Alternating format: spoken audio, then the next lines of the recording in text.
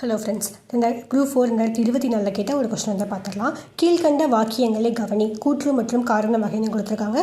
இந்த கொஸ்டினுக்கு ஆன்சர் வந்து பி, ஏ மற்றும் ஆர் இரண்டும் சரி, ஆர் வந்து ஏக்கு சரியான விளக்கம் அப்படின்னு கொடுத்துருக்காங்க. ஓகேங்களா, என்னென்னு பார்த்தலாம். கூற்று வந்து இந்தியாவில் உற்பத்தி செய்யும் திட்டம் 2014 அறிமுகமானது அப்படின்னு சொல்கிறாங்க. கரெக்டு தான். ஓகேங்களா, மேக் இன் இந்தியா ஸ்கீம் வந்து 2014 தான் வந்து லான்ச் பண்ணியிருப்பாங்க. அதுக்கடுத்து கூற்று காரணம் வந்து இதன் முக்கிய நோக்கம் உள்நாட்டு உற்பத்தி துறையை ஊக்குவிப்பதும் நாட்டிற்கான முதலீடுகளை அதிகரிப்பதே ஆகும். ஓகேங்களா, இதுவும் கரெக்டு தான். இப்போ இதில் ரிலேட்டடாக இன்னும் 2 ஸ்கீம்ஸ் வந்து பார்த்தரலாம். Stand up India, start up India. ஓகேங்களா, இந்த 2 ஸ்கீமும் 2016 வந்து ஸ்டார்ட் பண்ணியிருப்பாங்க.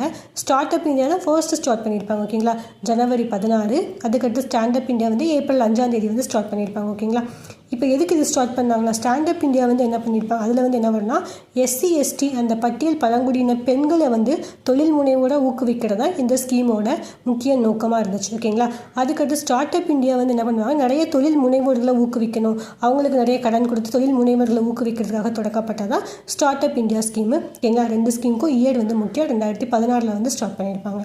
Thank you friends.